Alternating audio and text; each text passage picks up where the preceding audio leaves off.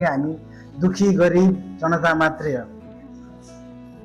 हिजो हामी केही हुन्छ कि हाम्रो देशको परिवर्तन केही आउँछ कि केही मुहार फेरिन्छ कि भनेर हामी नेपाली जनताहरू हामी जस्तै सोझा साझा जनताले जिताएर पठाएर त्यो कुर्सीमा पठाएका होइनौँ र।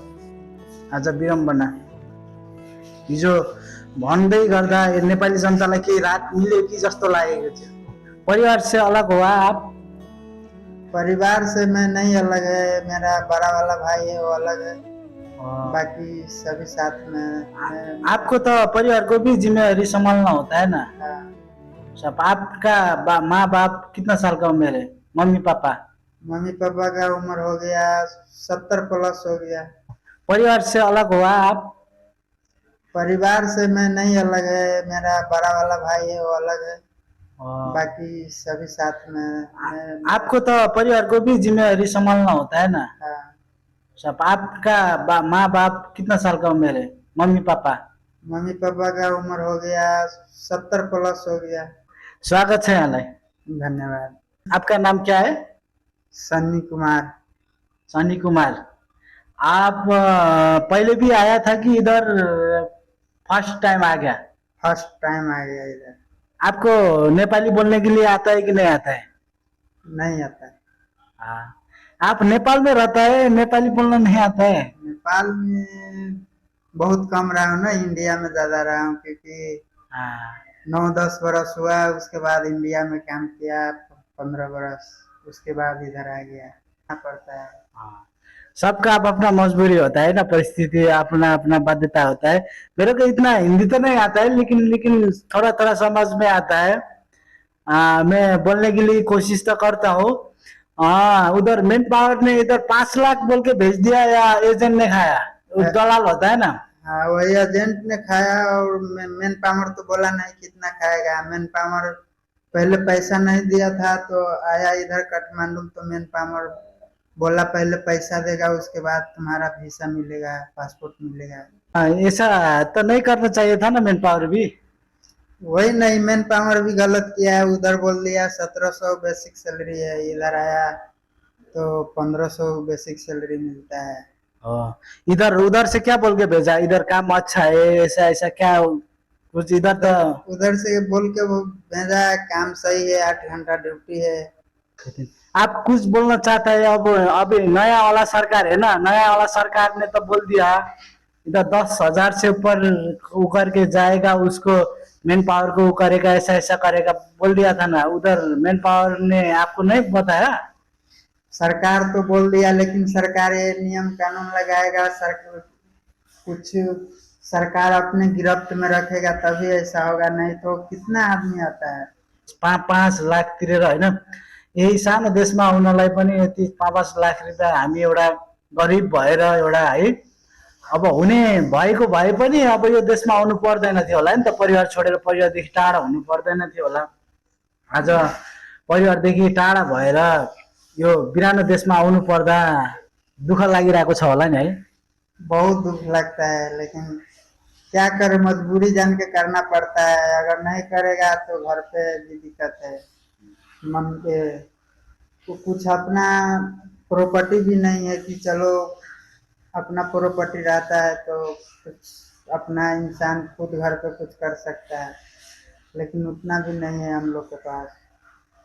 रहने के जमीन है बस, और कितना है, 5-6 कट्ठा जमीन है, खेत है, उसमें क्या करेगा।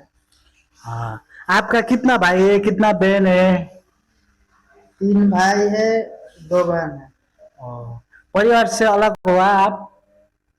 परिवार से मैं नहीं अलग है, मेरा बड़ा वाला भाई है वो अलग है, बाकी सभी साथ में आपको तो परिवार को भी जिम्मेदारी संभालना होता है ना। हाँ। सब आपका माँ बाप कितना साल का उम्र है? Mummy papa? मम्मी पापा का उम्र हो गया 70 प्लस हो गया।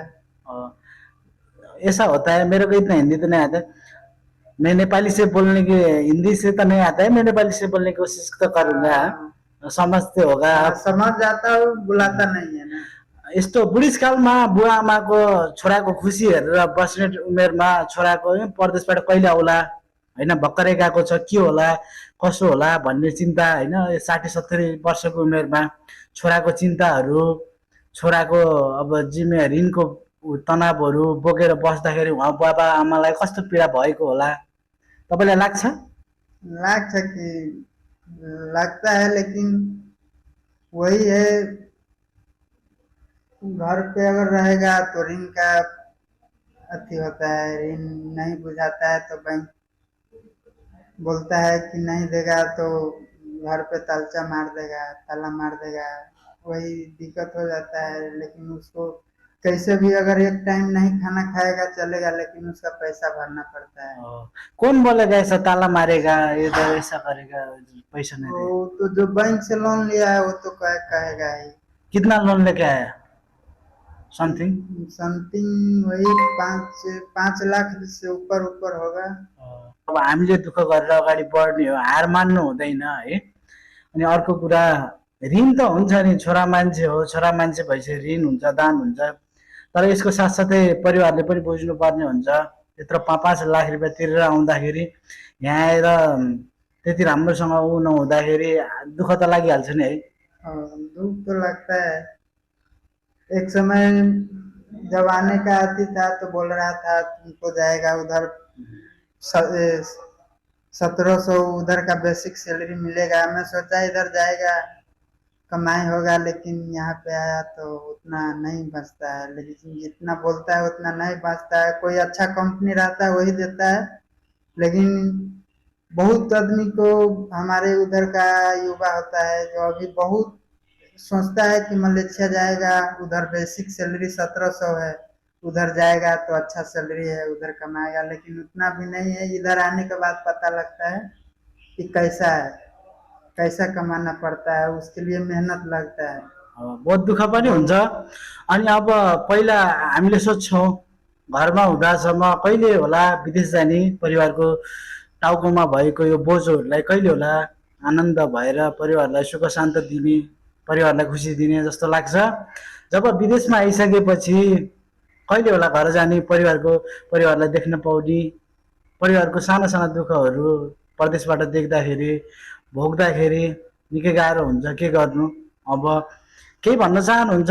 अब यस्तो अब नेपाल सरकारले त भनिरहेको छ 10,000 भन्दा माथि गरेर गयो भने चाहिँ मेन पावरलाई चाहिँ कारबाही हुने जस्तो कुरा देखाइरहेको छ त। मेन पावरलाई मेन माथि पावर को कितना को पकड़ता है? सभी को तो नहीं पकड़ता है ना। जो रडार में आता है उसको पकड़ता है, जो नहीं आया उसको नहीं पकड़ता है। 100 में से कितना पकड़ा अभी सरकार जब से बना है नया सरकार?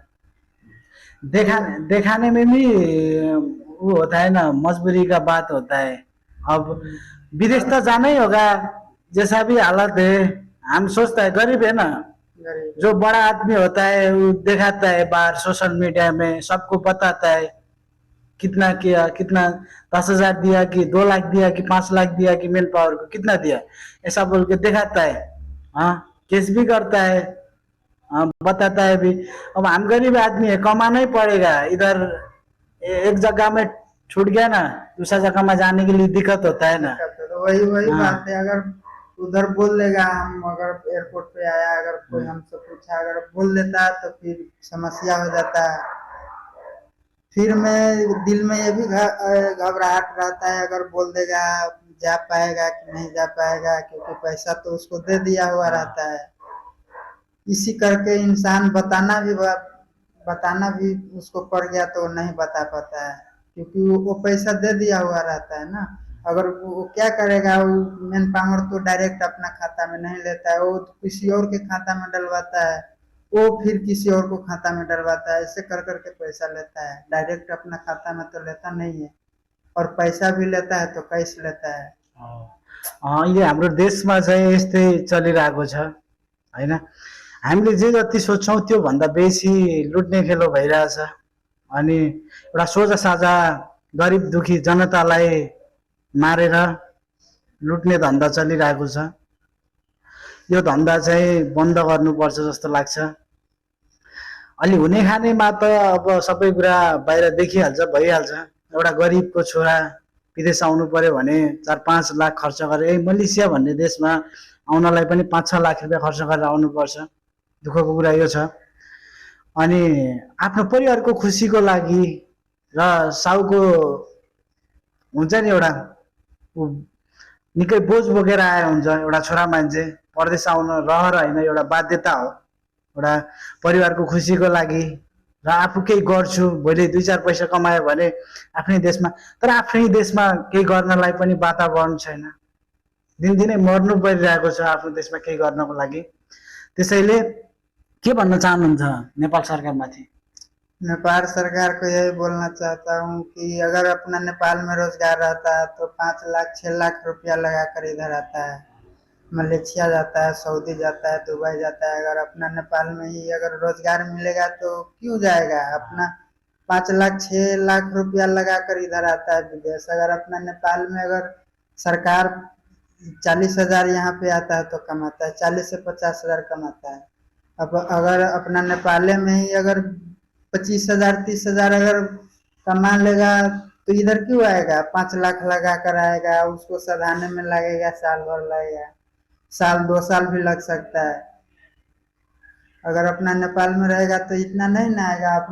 अपना देश में रहेगा, अपना खुद रहेगा, वहाँ पे अपना सारा आदमी रहता है उधर, त्यही त मम्मी नि पापा। त्यही त नि देशभरि दुःख गर्नुपर्छ बेलुकी आएर थकान महसुस आएर डङडङ्ग फालिने बेलामा आफै दुःख गरेर खाना पकाएर खानुपर्छ अनि घर परिवारबाट पनि कहिले कसो निकै तनाव कुराहरू आज यो भएन ऊ भएन भनेर तनाव दिने काम भइरह हुन्छ कतिपय कुरामा त्यस्तो भएको छ कि छैन घर परिवारबाट तनाव यो चाउले फोन गरिरहेछ यो ब्याङ्कले फोन गरिरहेछ यस्तो हुन्छ कि हुँदैन बैंक तो महीना में उसका टाइम होता है तो उसको देना ही पड़ता है, जहाँ से दे। आदमी यहाँ पे अपना पेट काट कर दे या कहीं से भी ला कर दे, लेकिन उसको देना पड़ेगा। हाँ उसको तो देना पड़ेगा अब ले लिया तो फिर देना देना पड़ेगा पड़ेगा। उधर गांव से लिया कि नहीं लिया कर्जा कर्जा भी है ना, उधर गांव पे खेती में लगाता है साल में। मम्मी पापा का भी थोड़ा कर्जा भी होगा अपने साथ में है ना मम्मी पापा हाँ, मम्मी पापा को भी देखना चाहिए अपना बाल बच्चा कितना है मेरा 3 है।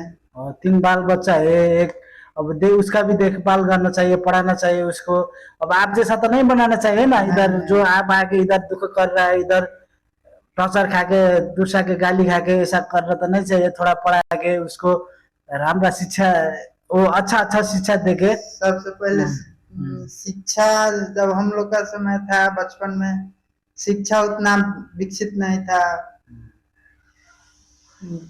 जाते थे स्कूल में, पढ़ाई टाइम से नहीं होता था, इस करके कुछ घर का समस्या परेशानी था, कर्जा महाजन था, वो टॉर्चर करता था। इसी करके मेरा उम्र तकरीबन 9 साल का होगा तो मैं उधर निकल गया था इंडिया की तरफ काम करने के लिए। 9 साल की उम्र में उधर इंडिया काम करने की लिए गया और छोटा उम्र से बहुत स्ट्रगल किया है ना आप बहुत किया, लेकिन उधर भी किया 15 बरस किया।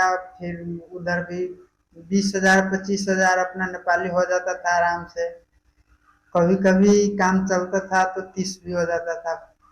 लेकिन उधर भी जब से एक लॉकडाउन लगा वायरस की वजह से, उसके बाद काम बहुत डाउन हो गया। उस करके सोचा इधर भी नहीं कुछ बनने वाला है, इस करके सोचा जाता हूँ विदेश, इस करके चला है इधर।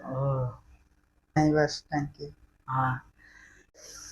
यस्तै हो साथीहरू हामी भन्नलाई भन्छौँ जब हामी घर छोडेपछि सबै कुराको समस्याको समाधान हुन्छ भनेर जब हामी घर छोडेर आइसके पनि समस्याले छोड्दैन त्यसैले हार नमान्नु होला हिजो हामी केही हुन्छ कि हाम्रो देशको परिवर्तन केही आउँछ कि केही मुहार फेरिन्छ कि भनेर हामी नेपाली जनताहरू हामी जस्तै सोझा साझा जनताले जिताएर पठाएर त्यो कुर्सीमा पठाएका होइनौ र आज विडम्बना हिजो भन्दै गर्दा नेपाली जनतालाई केही रात मिल्यो कि जस्तो लागेको थियो एउटा सोझा साझा जनताहरू सोझा साझा गरिबहरू के गर्नु त्यो बाध्यता हो त्यही पनि तिरेर छिटो जान पाए घरमा भएको ऋण दान सबै तिरेर भ्याइन्थ्यो कि परिवारलाई खुसी दिन पाइन्थ्यो कि आफू खुसी भएर हिँड्न पाइन्थ्यो कि भन्ने सोचाइ हुन्छ